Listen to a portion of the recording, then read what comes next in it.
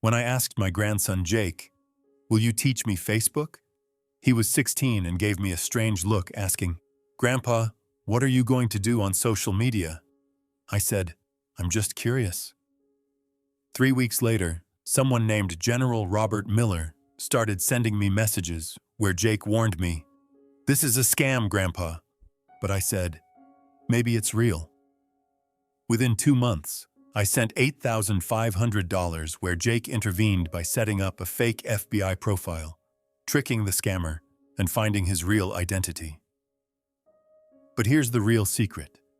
I realized it was a scam in the 3rd month where I didn't tell Jake and I deliberately kept sending money. Why? Because I wanted to catch that guy, and I did. That day when Jake asked me, "Grandpa, were you trolling me?" I said, "No, son. I taught him a lesson, and you were my greatest weapon." My name is Harold Walsh, and this story is my greatest real-life story showing what can happen when a 78-year-old man's life experience and technology come together, and sometimes showing that the greatest revenge is to wait patiently and quietly. This isn't just a revenge story, but a story of survival, strategy, and teaching a lesson, and most importantly, it's a story of love between a grandson and his grandfather. If these kinds of true stories interest you and you want to listen, please subscribe to the channel because every day we share life-changing true events that are shocking and emotional. September 2023, Saturday afternoon. I'm sitting in my living room in my little house in Vermont on my couch, where outside autumn is beginning with trees turning yellow and air getting cooler. I'm 78 years old, where I lost Dorothy 5 years ago to cancer, and I've been alone ever since. I'm a retired engineer who worked for 40 years, retired, and moved here with Dorothy, where we had good years. But after she left, there was silence. Too much silence. My son David and his wife Susan visit sometimes, but they live in Boston and are busy where my grandson Jake is 16 in his senior year of high school as a smart kid who's into technology, including computers, phones, and the internet. Me, though, I'm old-fashioned where I still use a flip phone saying, "A phone is a phone, you need it to make calls, what else is it good for?" But this morning my neighbor George came over and said, "Harold, I want to be friends with you on Facebook," where I asked, "What's Facebook?" He laughed. "You really don't know?" Social media, Harold. Everyone uses it. I was embarrassed to be honest because I'm 78, but I'm not stupid. I'm just behind where technology moves so fast, and I'm slow. Jake came over that afternoon where David had sent him to visit his dad. Jake walked in the door with his phone in his hand, as usual, with head down staring at the screen. "Jake," I said, "sit down, because I want to talk to you." He looked up where his eyes looked like Dorothy's, blue and bright. "Sure, Grandpa, what is it?" I took a breath and put my pride aside. "Jake, will you teach me Facebook?" He paused, put down his phone, and looked at me surprised. "Grandpa, you want to use Facebook?" "Yes," I said. "My neighbor George said, 'Be friends on Facebook,' and I don't know what that means, so I want to learn." A smile appeared on his face, a sweet smile, not condescending but proud. "Grandpa, that's great. Of course I'll teach you." He got up and sat down next to me where he took out his laptop, a thin, shiny thing. I still use a desktop computer from 2005 with Windows XP, but Jake's is different and modern. "Okay, Grandpa," he said, with his fingers dancing on the keyboard. "First, let's set up an email address for you, because you need an email for Facebook." "I have an email," I said. "David set it up after Dorothy died, but I don't remember the password." "Okay, let's set up a new one because it's easy," he offered. 10 minutes later, I had a new email address. haroldwalsh1945@gmail.com with my birth year 1945. The year of the war where I was born that year when the world was emerging from war, and 78 years have passed. "Now let's get on Facebook," Jake said, We'll create a profile. A blue page opened on the screen that said Facebook, where Jake asked, "Name." "Harold Walsh," I said. "Date of birth?" "March 15th, 1945. Jake typed it in, then asked, "Should we add a photo?"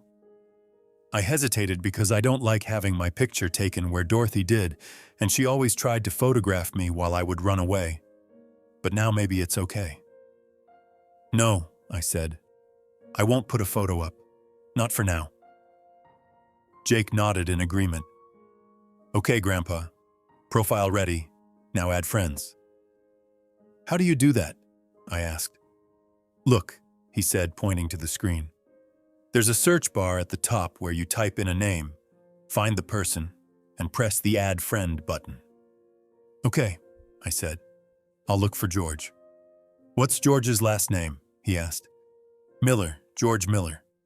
Jake typed it in where 40 George Millers appeared on the screen, making Jake laugh. "Grandpa, there are a lot of George Millers. Which one is your neighbor?"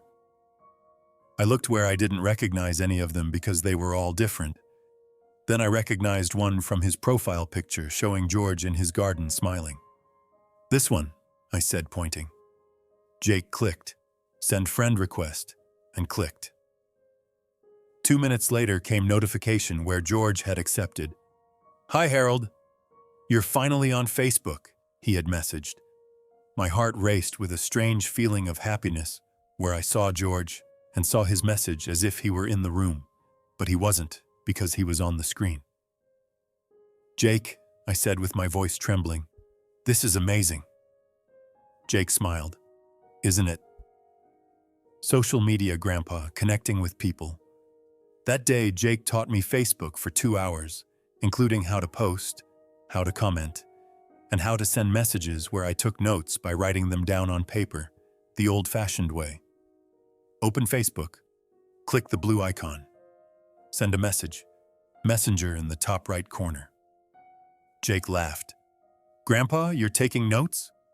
"Yes, Sash," I said. "That's how I learn where writing strengthens memory." "Okay," he said, still smiling. "Your way." After Jake left that evening, I was alone where I opened the laptop that Jake had left behind, saying, "Grandpa, you can use this because I already bought a new one." I went on Facebook and sent George a message. "Hi, George. Jake taught me Facebook, and I'm here now." 5 minutes later, the reply came. "Great, Harold. Welcome. We'll talk more now." I smiled, then looked at Dorothy's photo hanging on the wall showing our wedding photo from 1968, 55 years ago, where she was so beautiful. And as for me, my hair was black then, but now it's white, where my face was young, but now it's wrinkled. "Dorothy," I said aloud, talking to the silence as an old habit. "I joined Facebook. What would you say?"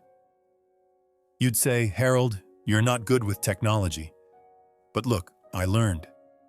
Of course, there was no reply because she passed away 5 years ago, but I still talk because sometimes the silence is too heavy and talking out loud lightens it a little.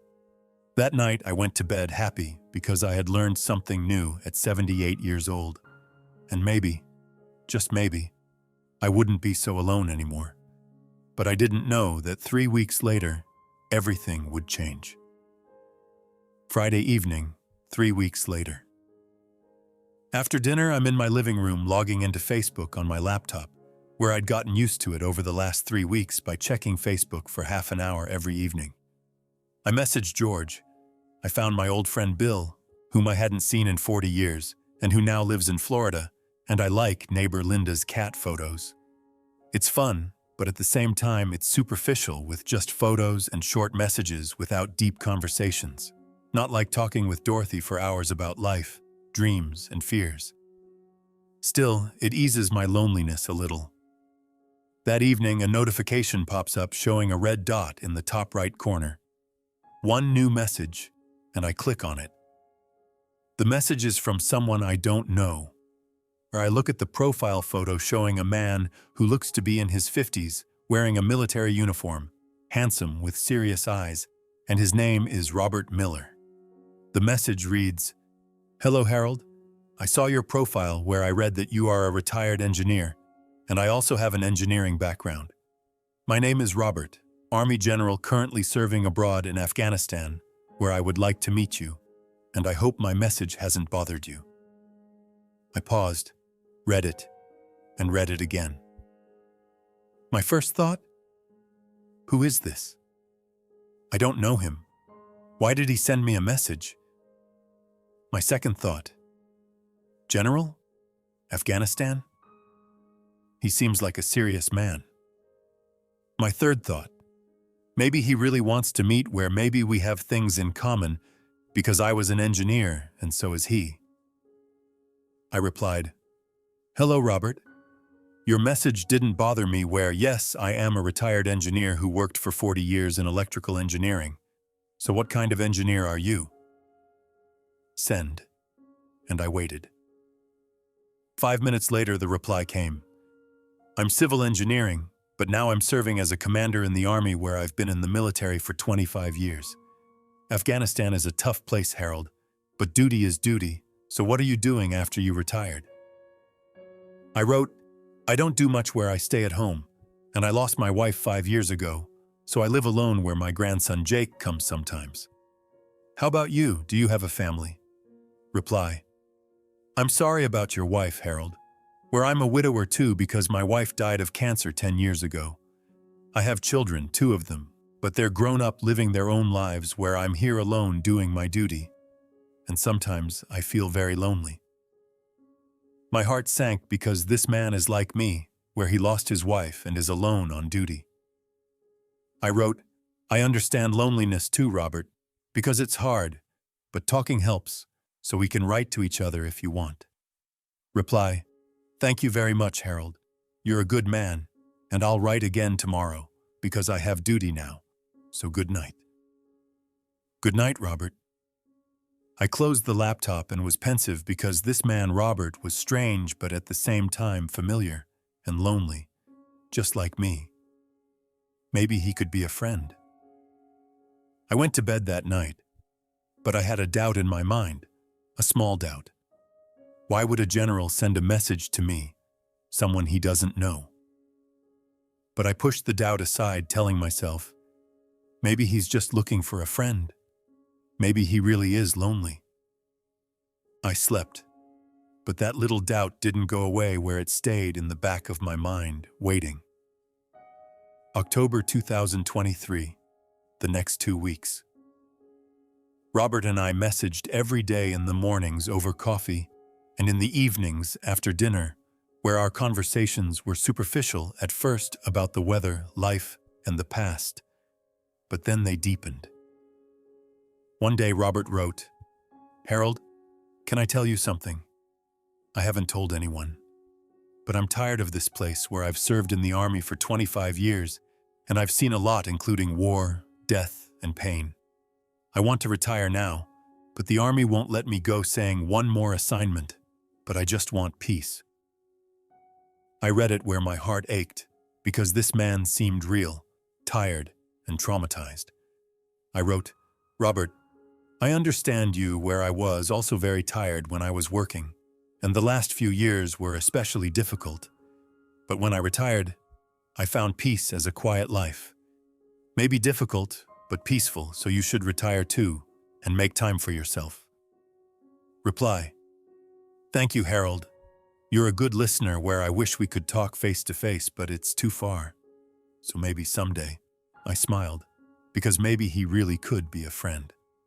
At the end of the second week, Jake came over on Saturday afternoon.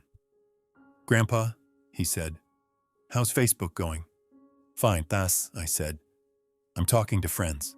Who? He asked. George, Bill, and someone named Robert, I replied. Jake paused. Robert? Who's that? Army general serving in Afghanistan who sent me a message and we're talking, I explained. Jake's face changed where his eyebrows furrowed. Grandpa, is he real? What do you mean? I questioned. I mean, do you know him in real life? He clarified. No, and I said. We met on Facebook. Jake pulled the laptop closer. Can I see his profile? Sure. I went to Robert Miller's profile where Jake looked, clicked on the photo showing Robert in military uniform looking serious, then right-clicked and selected Search Google. 10 seconds later, the same photo appeared on the screen, but on a different page that said, Stock photo, military man. Jake turned to me with serious eyes. Grandpa, this photo is fake as a stock photo where this man is not a real general. I froze. What? Yes, it's a scam called a romance scam, where they create fake profiles, target older people, gain their trust, then ask for money, he explained. My heart raced with anger, disappointment, and shame all at once. But he shared real things with me, including his wife's death and his loneliness. It's all lies, Grandpa, as script because that's how scammers work with copy and paste, Jake stated. I sat down where my hands were shaking. Am I stupid, Jake? I'm 78 years old. How did I get fooled? Jake sat down next to me and held my hand. No, Grandpa. You're not stupid where these people are professionals who use psychological manipulation. And you were lonely where he used your loneliness, so it's not your fault.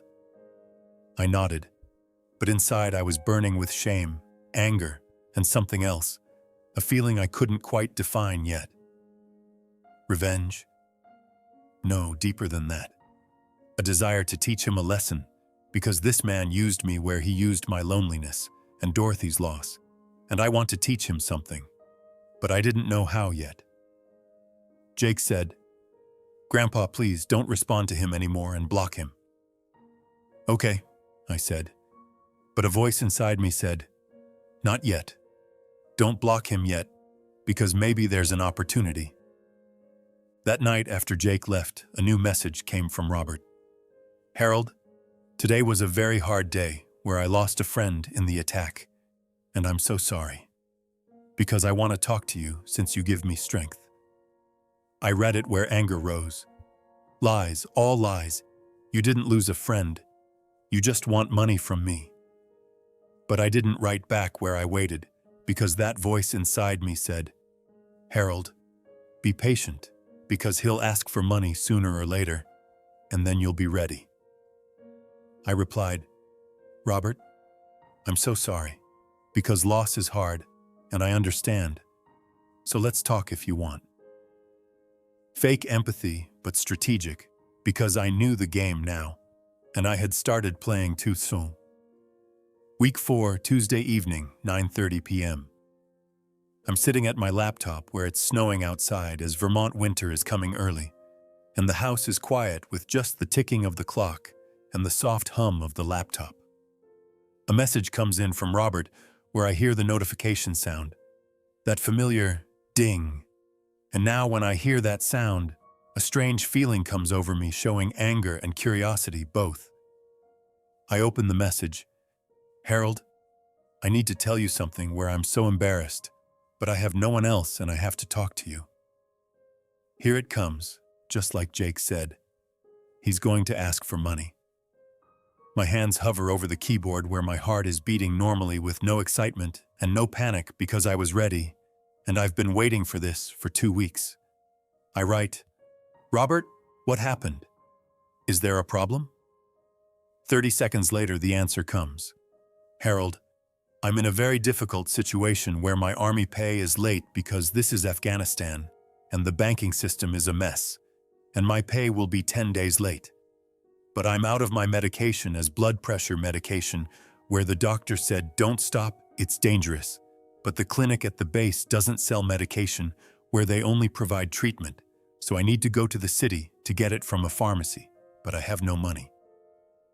I stopped, read it, and read it again. The Anatomy of Lies. Lie 1.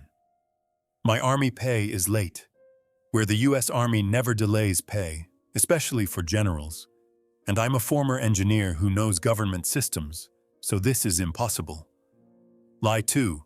The clinic at the base doesn't sell medicine, where military bases have fully stocked pharmacies, especially in war zones like Afghanistan. So this is also a lie. Lie 3. Blood pressure medication showing emotional manipulation, where he's trying to make me worry by saying he has a health problem. But the biggest lie is that he hasn't mentioned the amount of money yet, where he's waiting, because he wants me to ask. And that way, he can defend himself by saying, "I didn't ask, you asked me."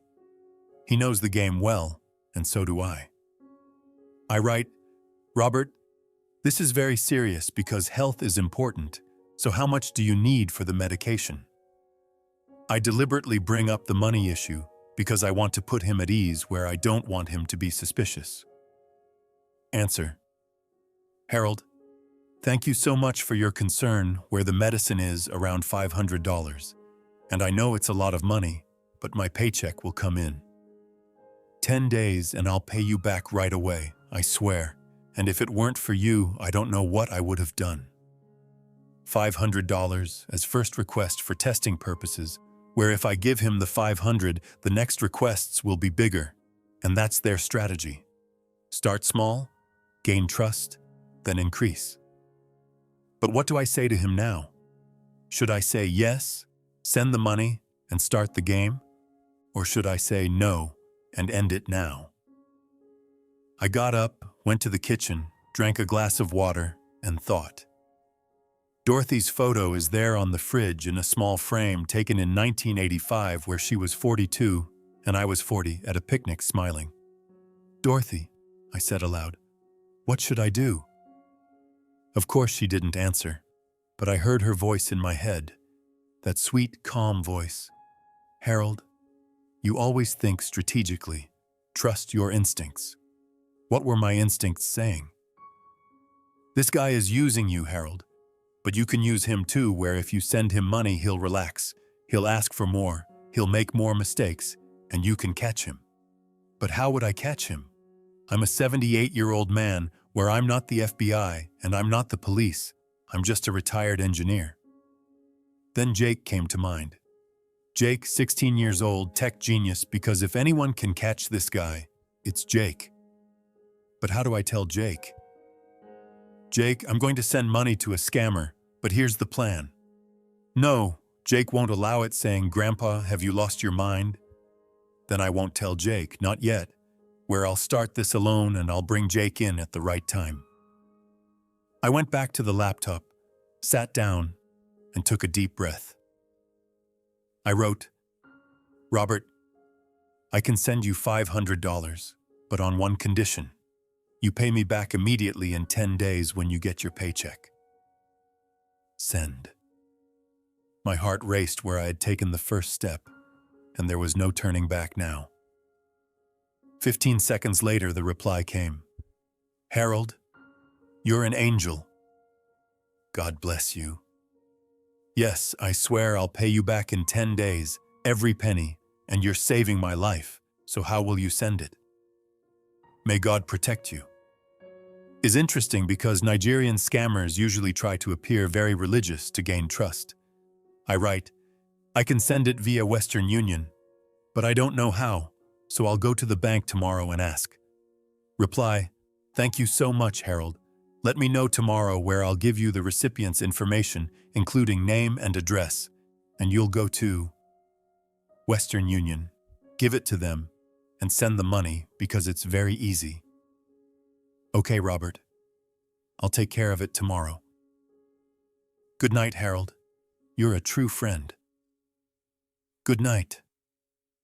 I shut down the laptop. Silence with just the ticking of the clock. And I sat there in the dark thinking. "Harold, what have you done?" I asked myself.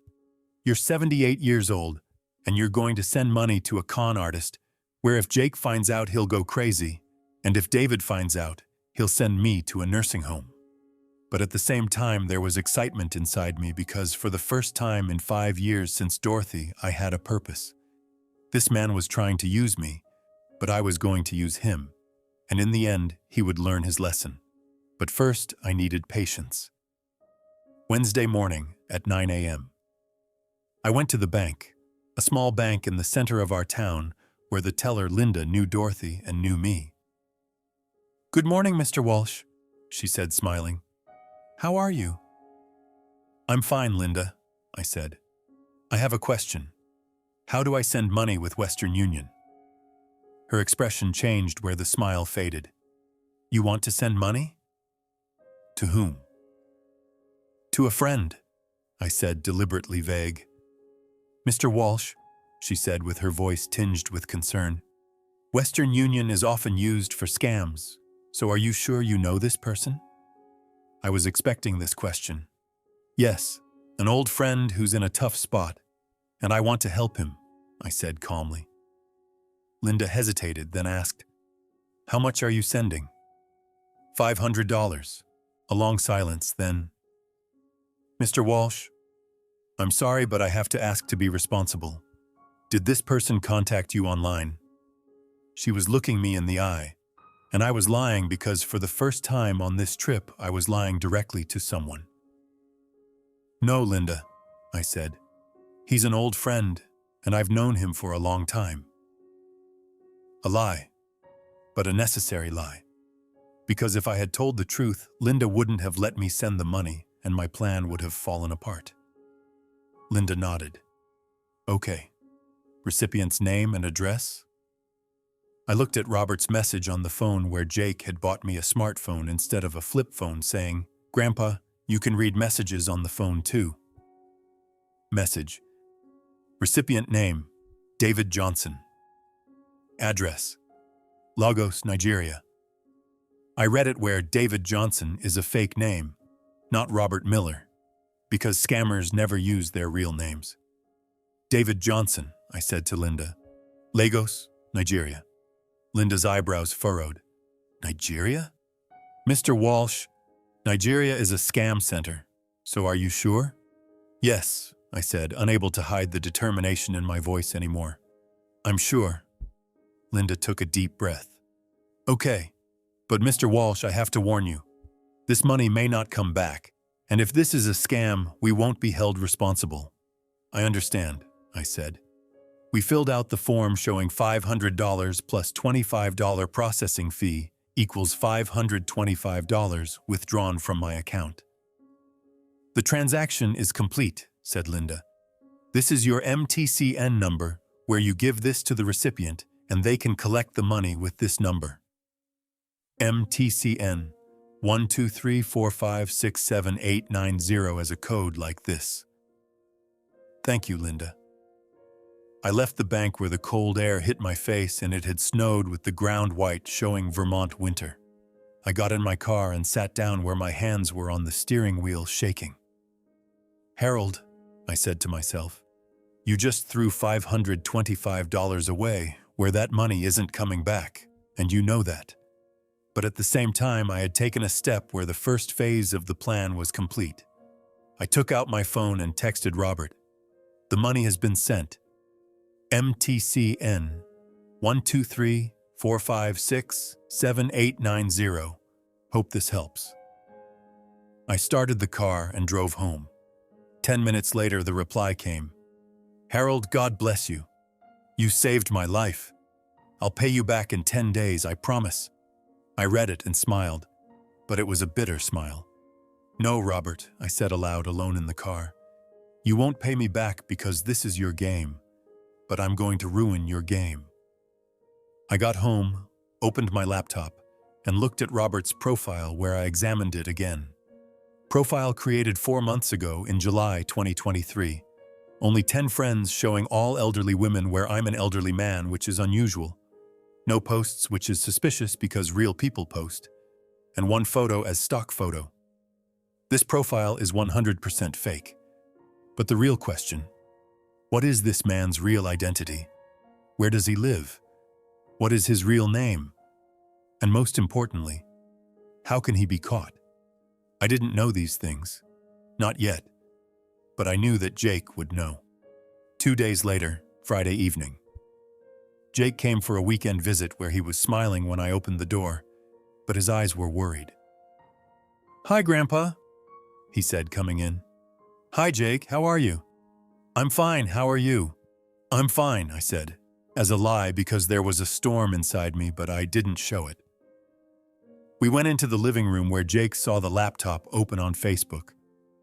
Grandpa, he said deliberately, casual, but his voice tense, are you still talking to Robert? I paused where I didn't look at him. Yes, I am. Grandpa, Jake sat down next to me. I told you he's fake with a stock photo, so why are you still talking to him? I turned and looked at him into his eyes, Dorothy's eyes, blue, honest, and worried. Jake, I said with my voice calm but serious, sometimes old people get lonely where loneliness clouds the mind, and Robert may be fake, but he shows me attention where he talks to me, and that matters to me. Jake's face changed, showing pain and guilt. Grandpa, I'm sorry I left you alone where I need to come more often. No, Jake, I said, holding his hand. You're busy with high school friends and life, and I understand, so don't feel guilty.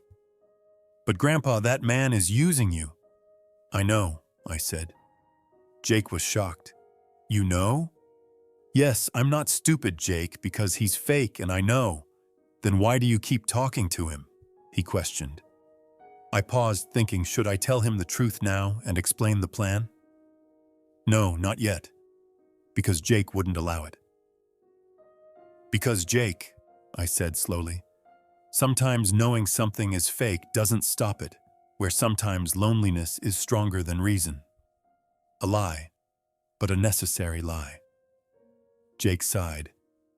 Grandpa, please, don't send him money. And if he asks for money, refuse. Okay, Jake, I said. I promise. A lie because I had already sent money. That night, Jake left where I was alone. And that night, a new message came from Robert. 1 week later, Robert's message. Harold, I have great news. My commander gave me permission where I can come to America in 2 weeks. My vacation leave is approved. I can meet you. I read it where my heart raced, but not with excitement, with anger. New game showing the I'm coming to America lie, then the I need a plane ticket request as classic. He continued, but Harold, there's a problem where the military discount plane ticket is $800, and I can't pay online because this is Afghanistan and the card system doesn't work. So can you buy the ticket for me? I'll pay you back in cash when I arrive. $800. The first request was for $500. Now it's $800 where it keeps increasing. And of course he'll never come because there's no plane ticket. It's just an excuse to steal money. But I replied, Robert, that's great news. Of course I'll help where I'll send $800, but this time I'll send it directly to you via Western Union in your name, Robert Miller. On purpose because I wanted to find out his real name. The reply came but late, 10 minutes later, where he's thinking, I guess. Harold, thank you, but there's a problem where my name is registered in the military database, and if you send it to Western Union as Robert Miller, the system will get confused with military protocol, so send it to another name, Michael Stevens, who's my friend, and he'll get it and give it to me. A lie, but an expected lie where Michael Stevens is another fake name. I wrote, okay, Robert, I'll send it to Michael Stevens where I'll go to the bank tomorrow. Thank you so much, Harold. You're a true friend, and I'll shake your hand in 2 weeks. I closed the laptop. The next day I went to the bank where Linda looked worried again. Mr. Walsh, again. Yes, Linda.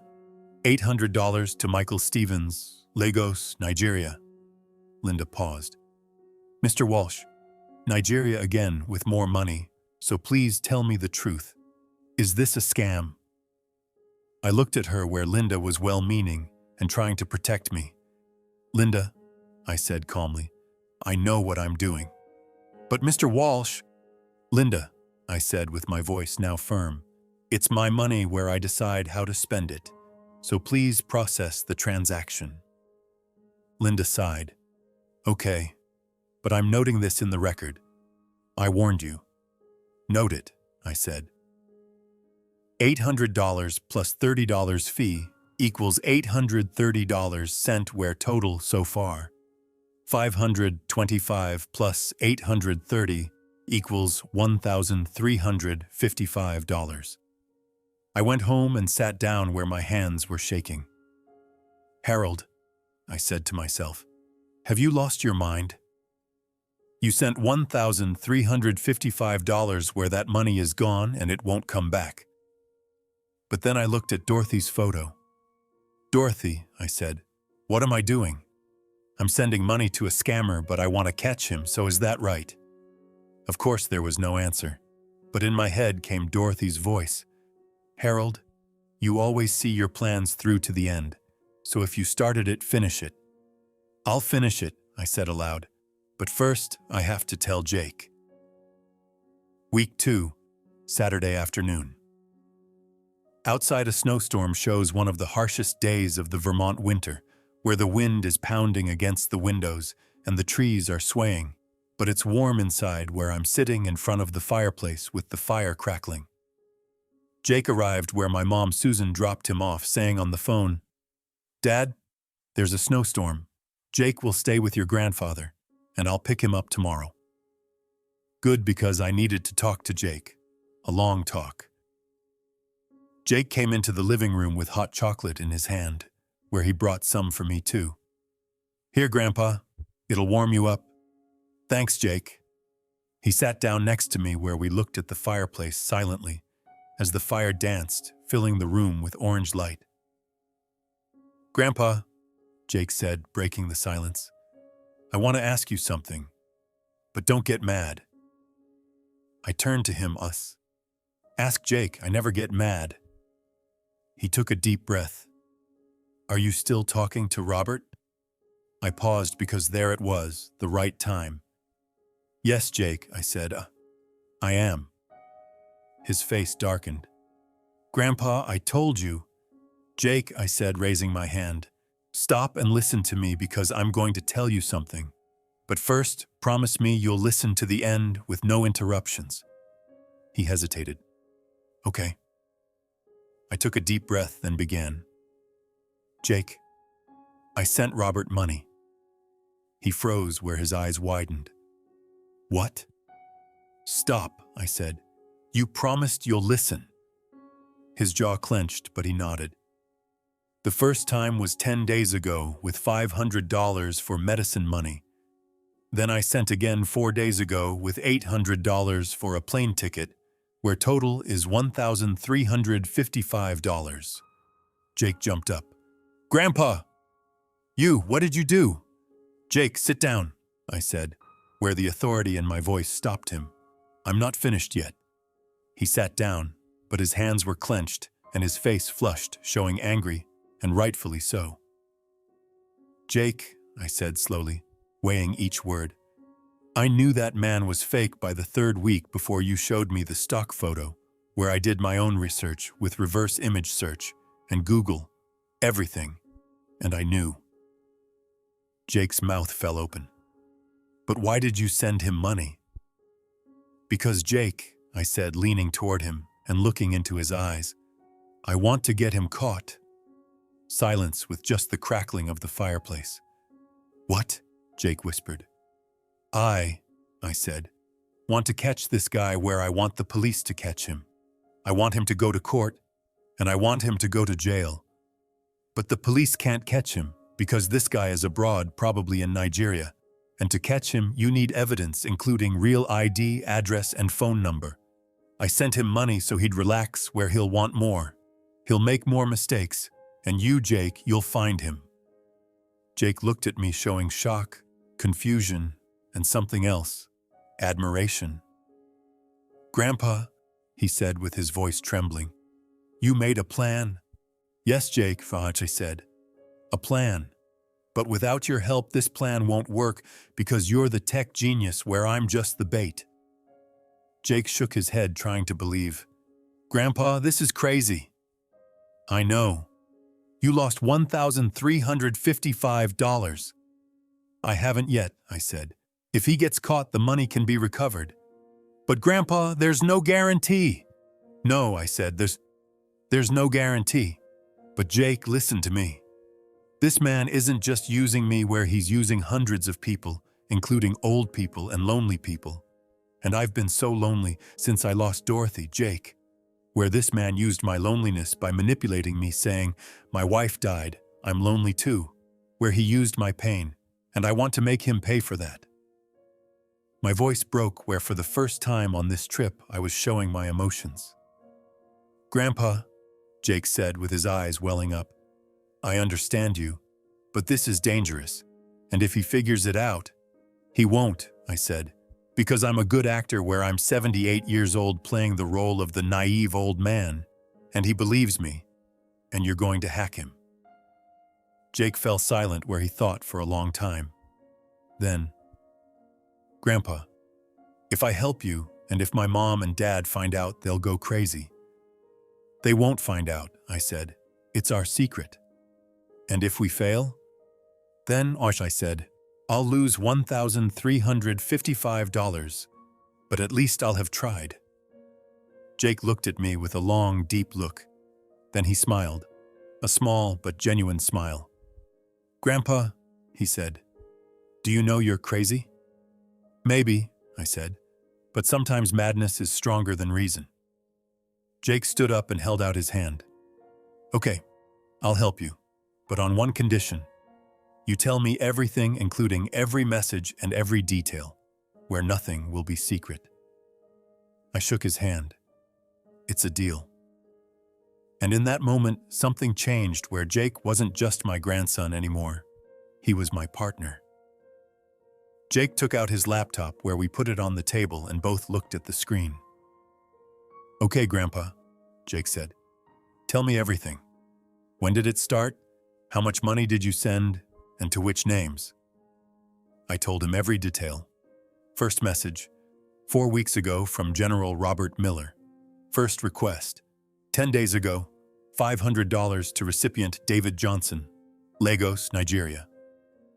Second request, 4 days ago, $800 to recipient Michael Stevens, Lagos, Nigeria.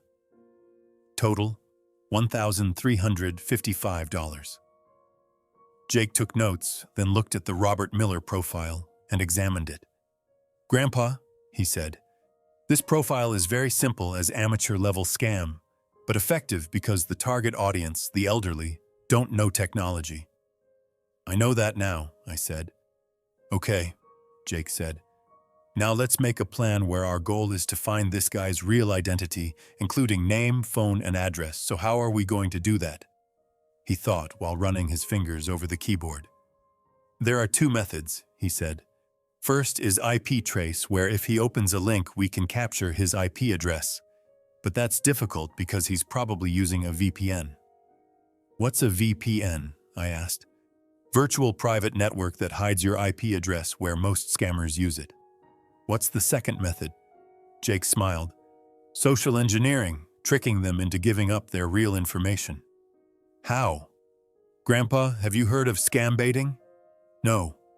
"Scam baiting," Jake said excitedly, "is trolling scammers back where it's on YouTube with Jim Browning, Kit Boga, and Trilogy Media who hack scammers, find their real identities, and turn them in to the police.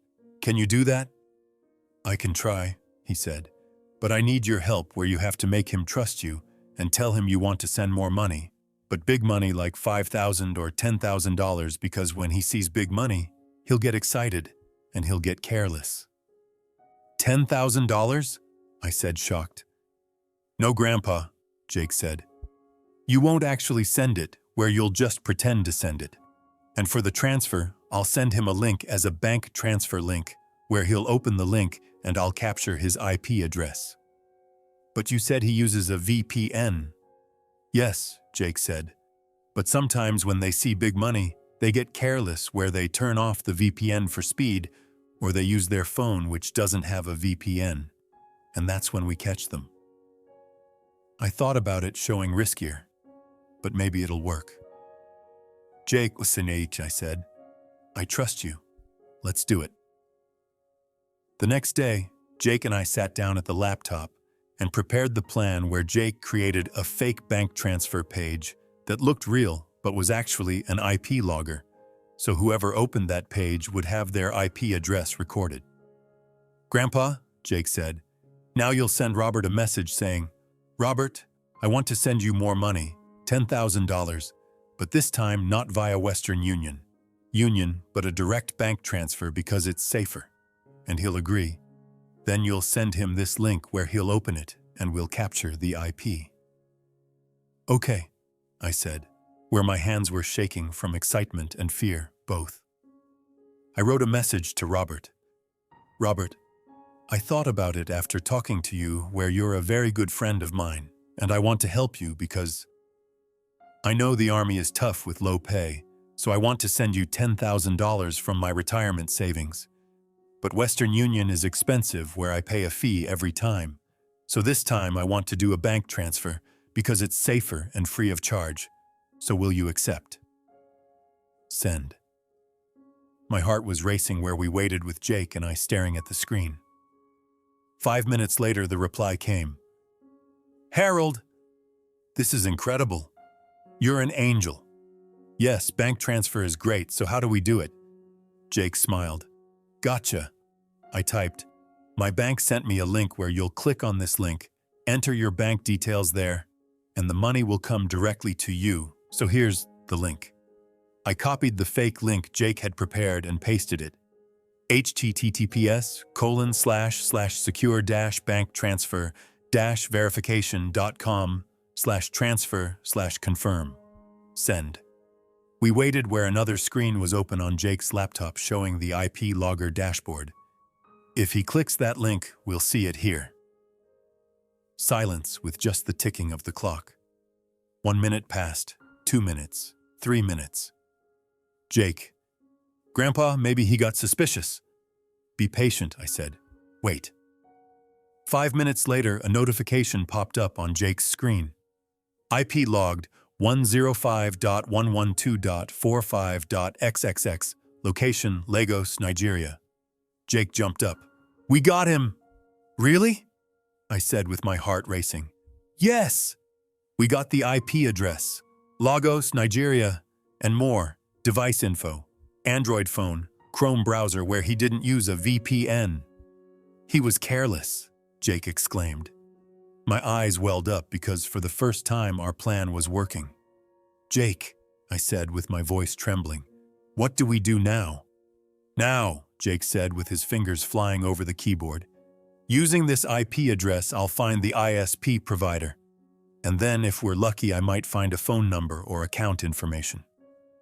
He worked for 30 minutes where I watched silently with codes, numbers, and maps on the screen that I didn't understand. But Jake did. Then he stopped.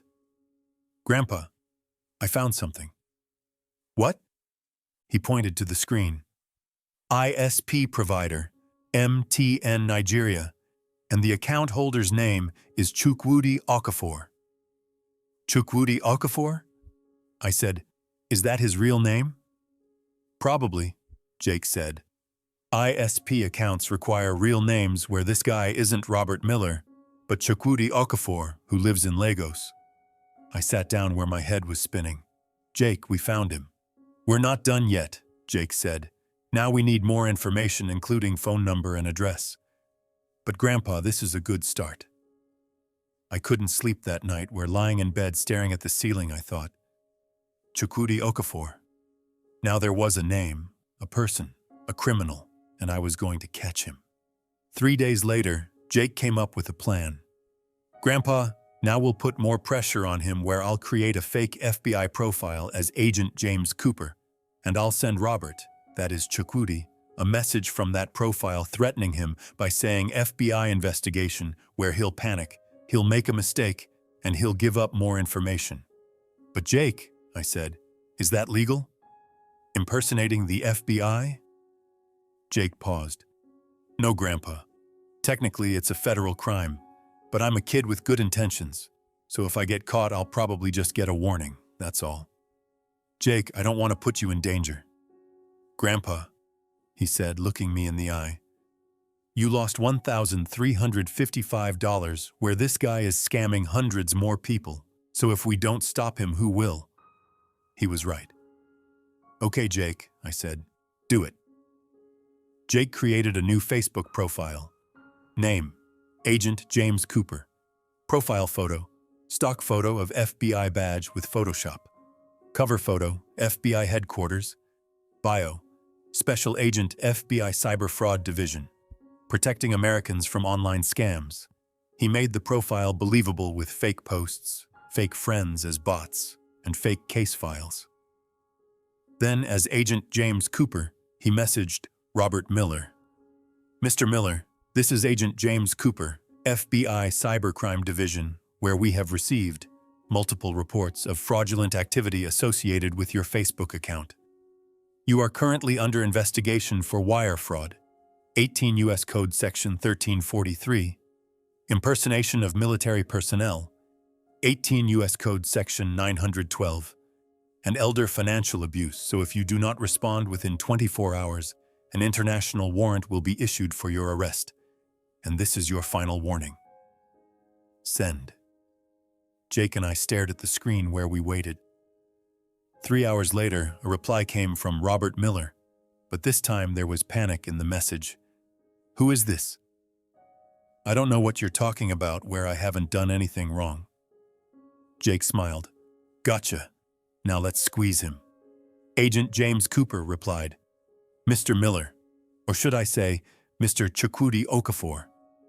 Yes, we know your real name where we have your IP address, 105.112.45.xxx, Lagos, Nigeria, and we have evidence that you solicited $1,355 from Harold Walsh, age 78, Vermont, under false pretenses where you claimed to be a U.S. Army general, and impersonating military personnel is a federal crime.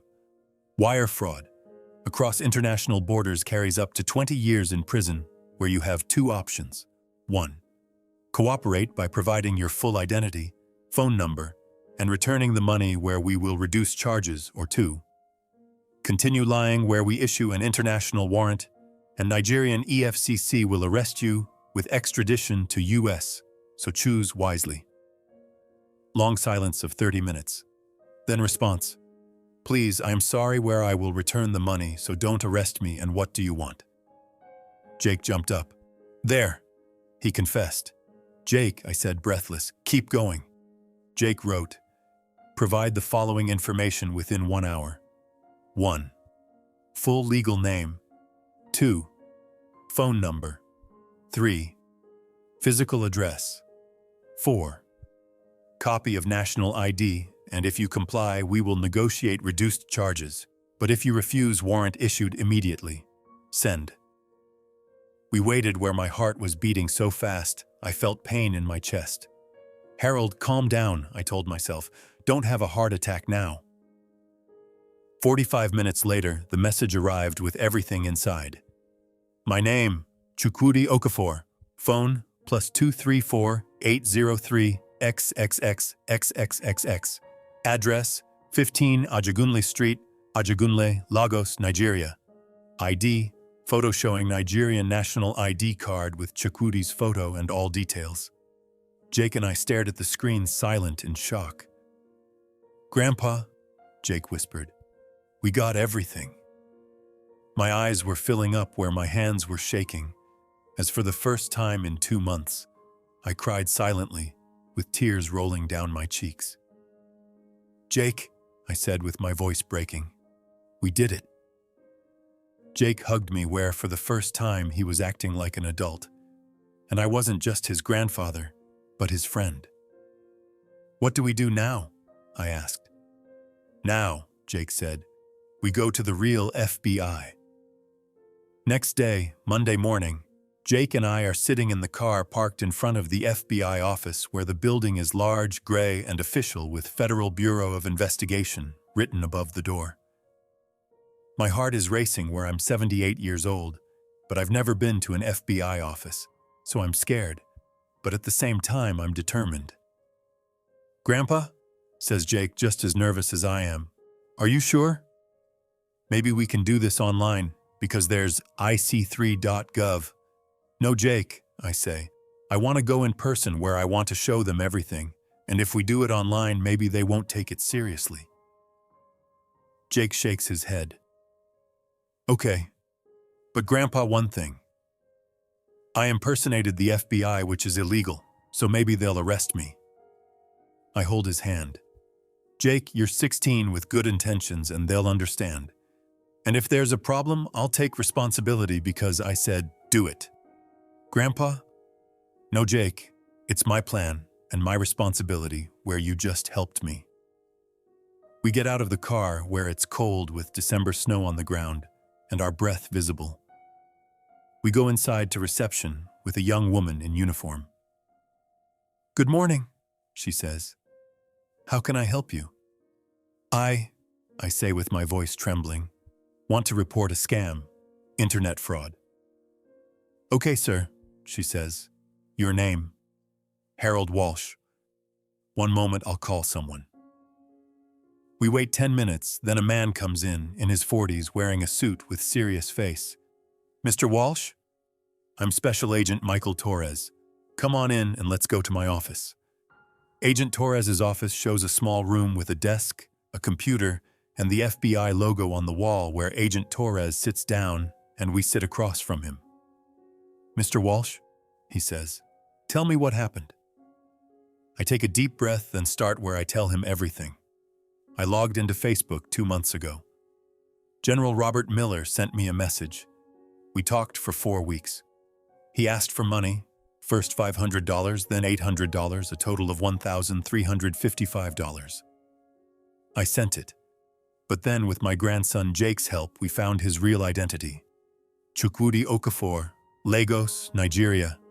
Phone number, address, and ID card. Everything.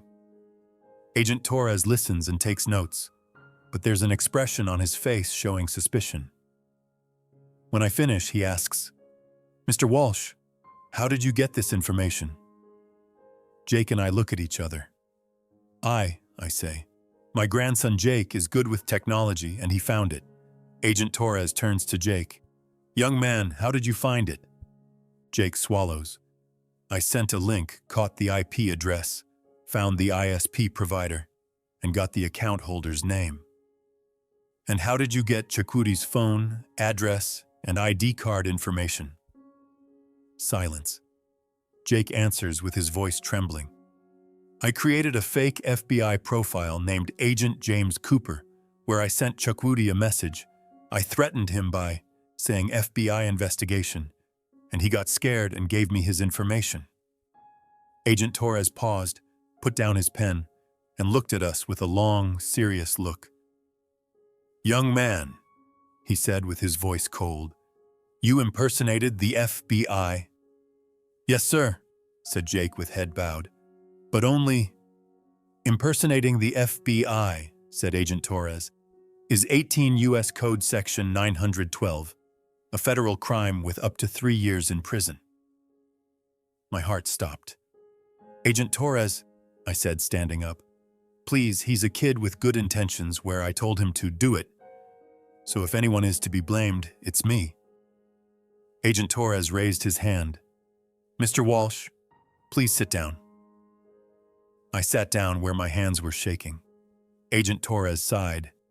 Then for the first time, a slight smile appeared on his face. Mr. Walsh, Jake, he said, I didn't mean to scare you, but you need to understand what you did, where Jake, you technically committed a crime, but you're 16 years old with good intentions, and the result is perfect. Chukwudi Okafor is in our database as a known scammer where there are 15 other cases against him, but no one has ever found his real information, and you did. I was holding my breath and let it out. So we're not going to be arrested? No, said Agent Torres, because I'm going to officially tell you, don't do this again where you're going to say, understood, okay? Yes, sir, we said, both of us. Good, he said.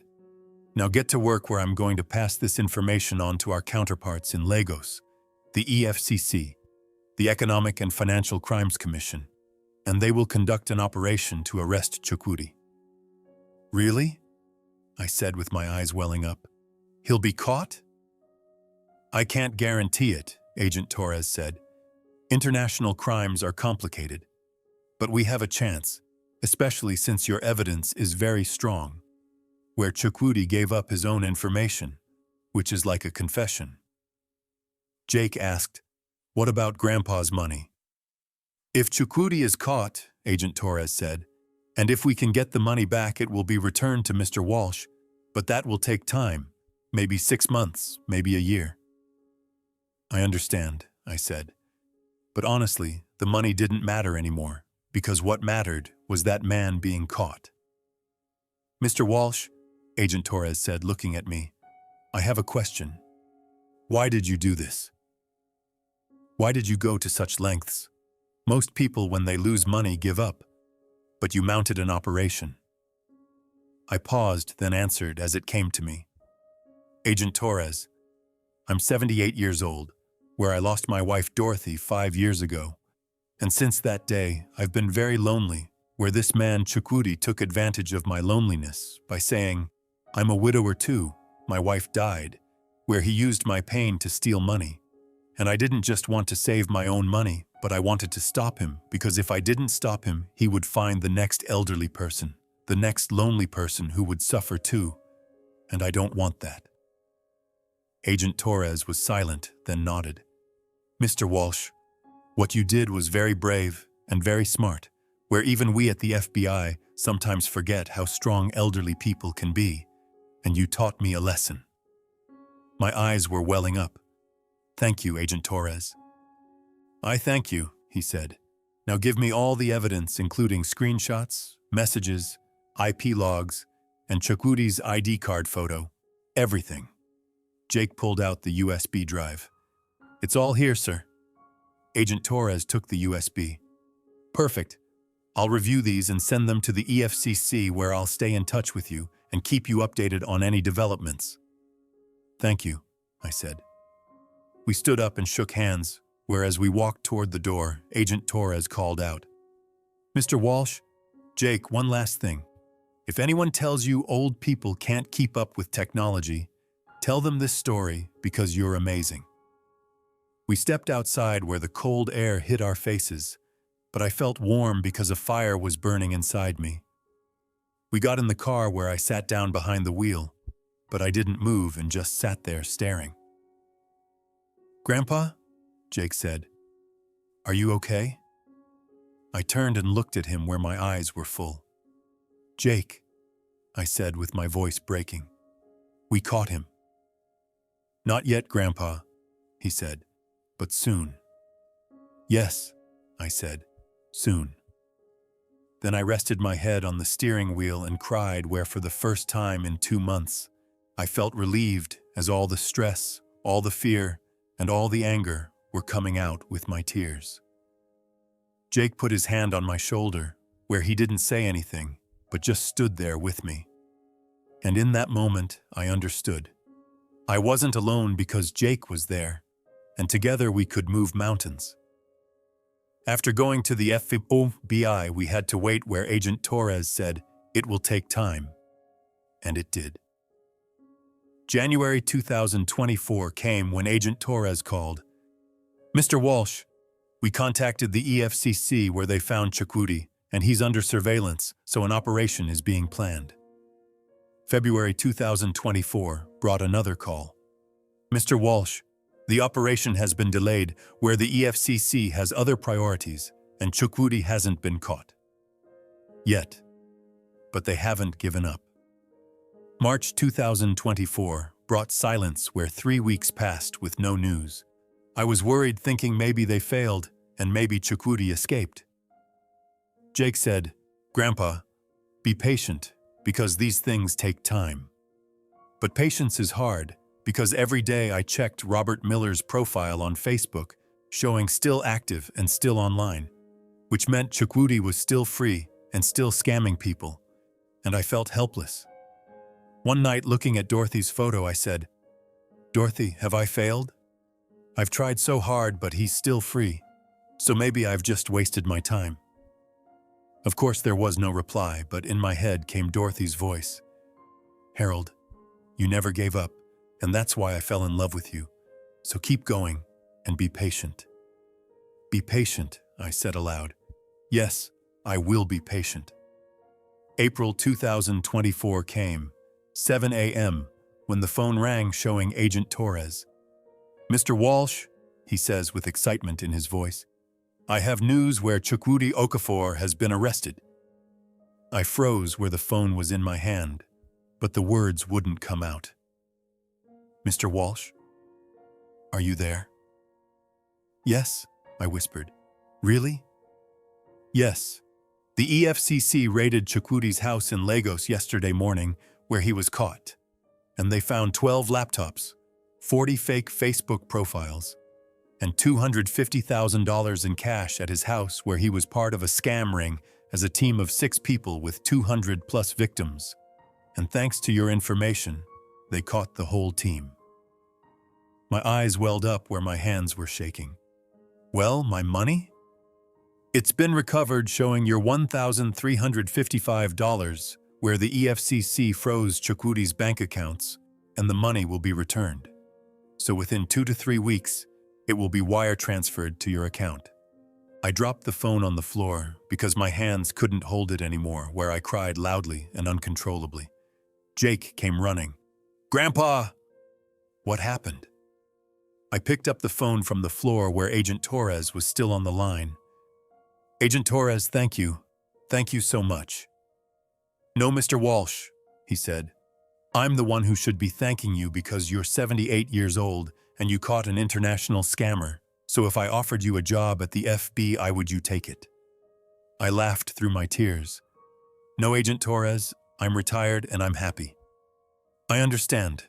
And Mr. Walsh, one last thing. There will be a trial in 3 months in Lagos where you may be called as a witness, so would you like to?" "Yes," I said without hesitation.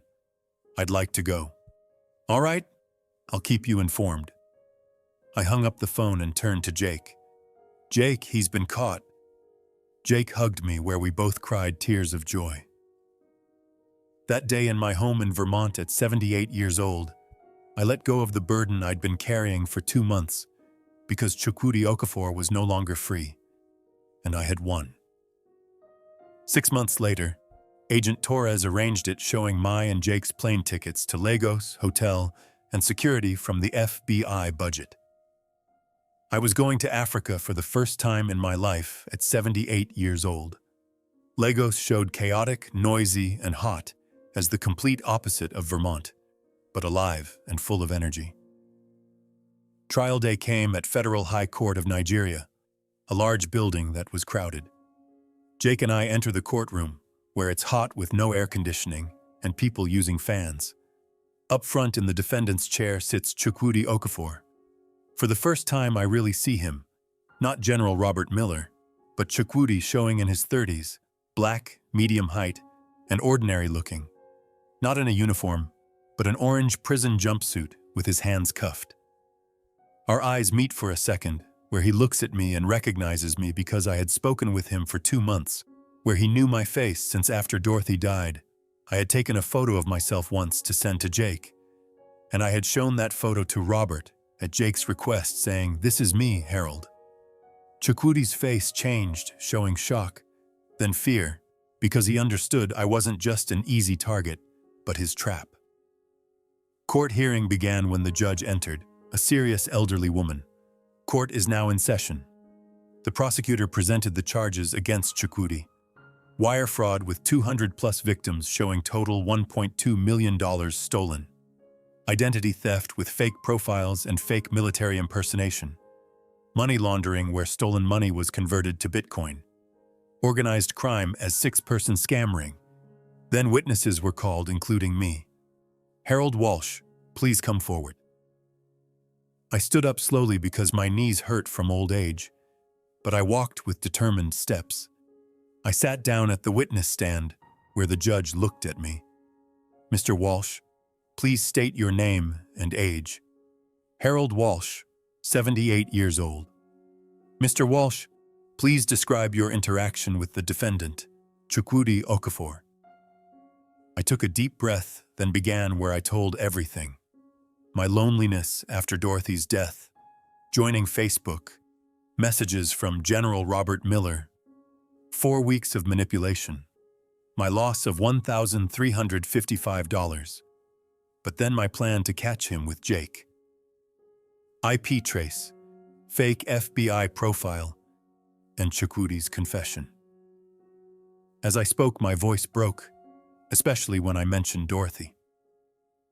"Mr. Okafor," I said, turning to Chukwudi, "you exploited my loneliness by saying, 'My wife died, I'm lonely too,' where you used my pain to steal money.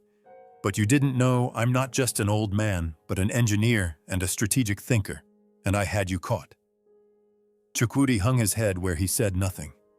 The judge asked, "Mr. Walsh, why did you go through all this trouble? Why didn't you just report it and move on?" I paused and thought, then replied, "Your Honor, because I didn't just want to save my own money, but I wanted to stop Chukwudi because if I didn't stop him, he would find the next old person, the next lonely person who would suffer too. And I'm 78 years old, where maybe I'm nearing the end of my life. But before I die, I wanted to leave something behind. A message that the elderly are not weak, but experienced and smart. And if you underestimate us, we will teach you a lesson." Silence in the courtroom. Then applause where people stood up and applauded. The judge banged his gavel. "Order! Order, please." But he was smiling.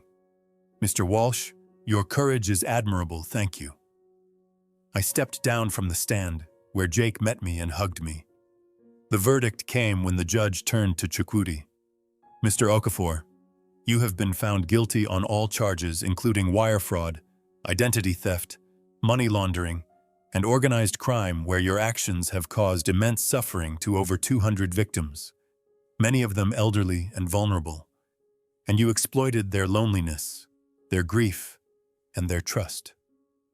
Where you showed no mercy, therefore this court will show no mercy."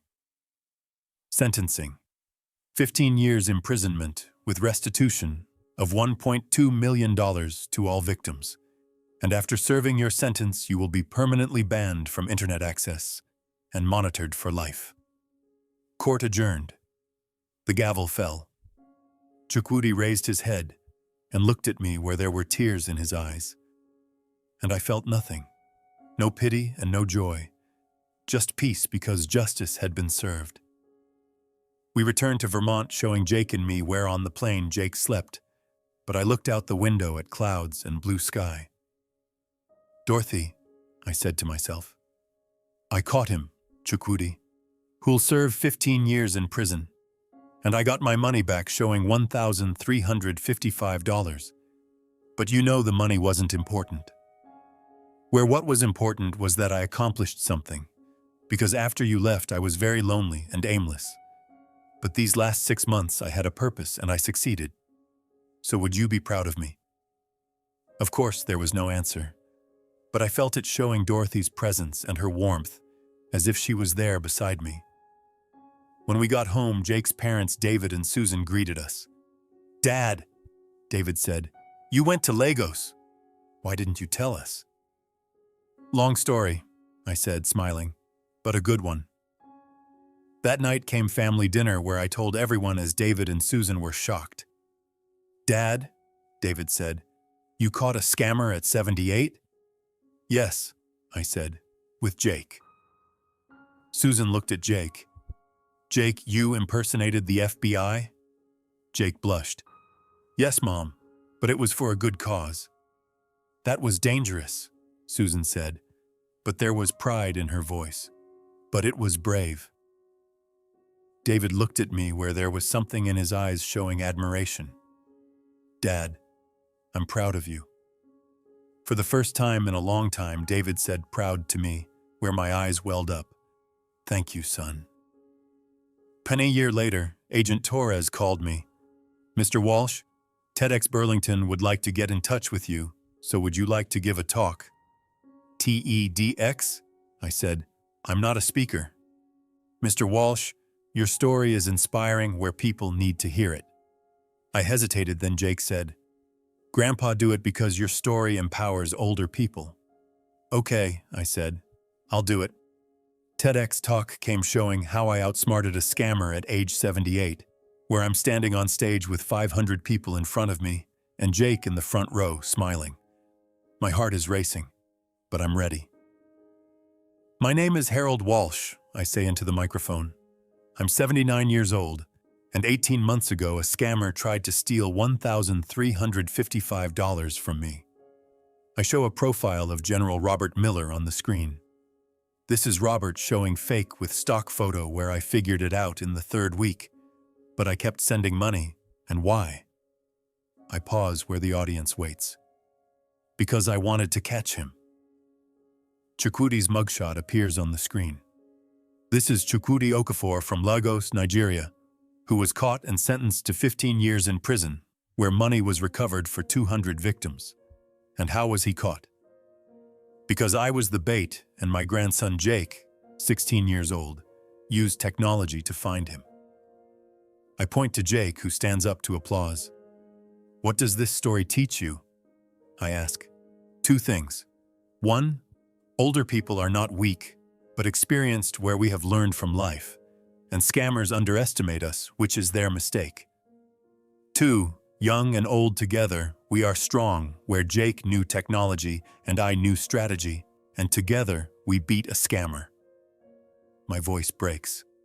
5 years ago, I lost my wife Dorothy, where since that day I've been very lonely. And Chukwudi used my loneliness by saying, "My wife died, I'm lonely too," where he used my pain, but I taught him a lesson. My eyes well up, but I continue. If you or someone you love falls for a scam, remember you are not a victim, but a survivor. And if you play smart, you can be the winner, because I am 79 years old and I won, so you can win too. Standing ovation for 3 minutes where people are crying and applauding. I step off the stage where Jake greets me. "Grandpa," he says, "you were amazing." "No, Jake," I say, hugging him. "We were amazing." I'm 80 now, at home in Vermont for Thanksgiving, where the family is gathered, including David, Susan, Jake, who's now 18 in college, and the new girlfriend showing Jake's girlfriend, Emma. After dinner, Jake makes an announcement. "Everyone, I want to say something where my grandfather caught a scammer 2 years ago. And this story inspired me. So I'm studying cybersecurity in college, with my goal being the FBI Cybercrime Division, because like my grandfather, I want to protect the elderly against scammers." My eyes well up where Jake stands up and comes over to me. "Grandpa," he says, "you didn't just teach me technology, but you taught me courage, you taught me justice, and you taught me love, and I'm proud of you." I stand up and hug him. "Jake, I'm proud of you because you are my greatest work." That night, after everyone leaves, I'm alone where I look at Dorothy's photo. "Dorothy," I say, "I'm 80 years old, where maybe I'll see you soon. But before I die, I accomplished something, including catching a scammer, teaching Jake a lesson, inspiring people, and most importantly, honoring you, because you always said, 'Harold, never give up.' And I didn't give up, and I won." I open my laptop and log into Facebook, where the Robert Miller profile is deleted because Chukwudi is in jail and the profile has been shut down by the FBI. I smile. Mission accomplished. Then I write a new Facebook post. "My name is Harold Walsh, where I'm 80 years old, and 2 years ago a scammer tried to steal money from me, but I caught him. So if you're elderly, remember you are not powerless, but experienced, and technology is not your enemy, but can be your weapon, so never give up." Elder power. Scammers can't win. Post. And 2 hours later, 500 likes with 100 comments where people wrote, "Harold, you're an inspiration. 80 years old and using social media, respect. My grandfather also fell for a scam, but he learned, and now he's careful." I read it and smiled because I understood I didn't just catch Chukwudi, but I started a movement. That night before going to sleep, I spoke to Dorothy one last time. "Dorothy, I'm not alone anymore, because I found a purpose where I'm helping the elderly and empowering them, and Jake will carry on my legacy at the FBI and cybercrime, where he'll fight scammers. I'm 80 years old, but I'm not done, because every day a new senior falls for a scam, and I will help them through seminars, talks, and social media, where technology is my weapon now. And like you said, Harold, never give up. And I won't give up until I meet you. I closed my eyes and slept peacefully because I was a survivor, and I had won. 3 years later, I'm 83 years old now, where my health isn't what it used to be with weaker knees and slower walk, but my mind is still sharp. Jake graduated from college with honors in cybersecurity, where he was accepted into the FBI Academy at Quantico. The day he got the acceptance letter, he called me crying with joy. "Grandpa, I got in.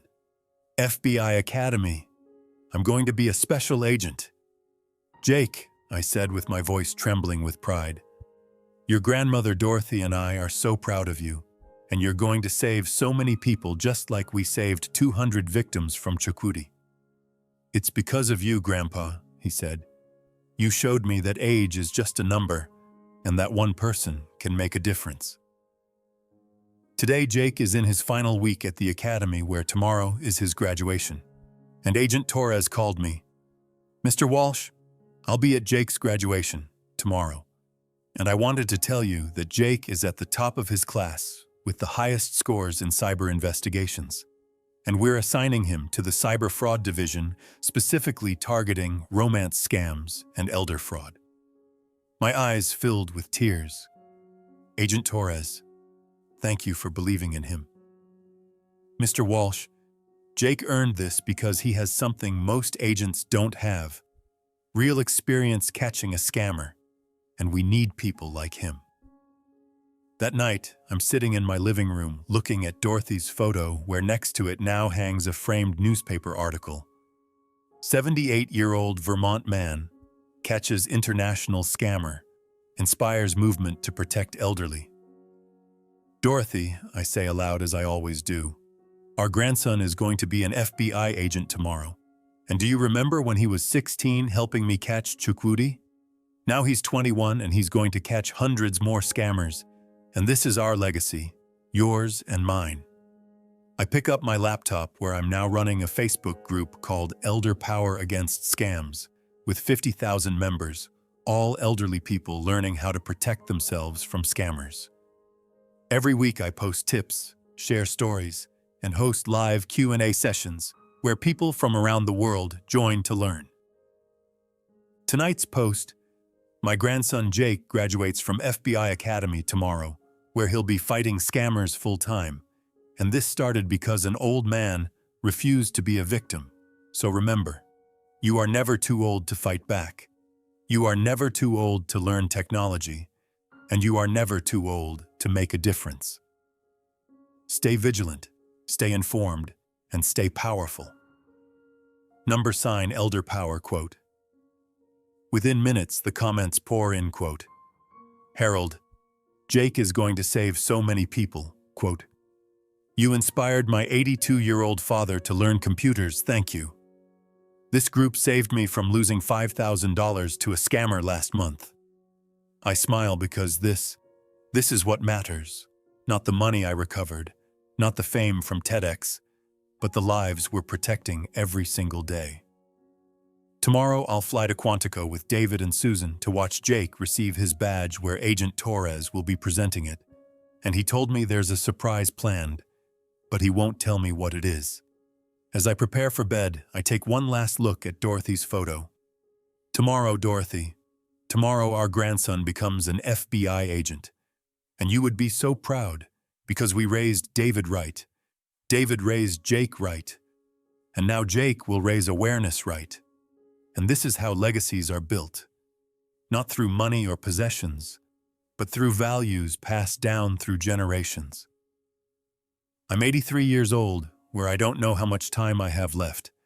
But I know this: when I meet you again, I'll have stories to tell, including how we caught a scammer, how we started a movement, and how our grandson became a hero. I love you, Dorothy. Always have and always will. And thank you for teaching me to never give up. I close my eyes where I sleep peacefully, knowing that tomorrow begins a new chapter, not for me but for Jake, and through Jake for thousands of people who will be protected from scammers. Because one 78-year-old man refused to be a victim, and that refusal changed everything. If you liked this story, please like the video, Subscribe to the channel and share your thoughts about this story in the comments. Click on the box on the left to listen to the next story.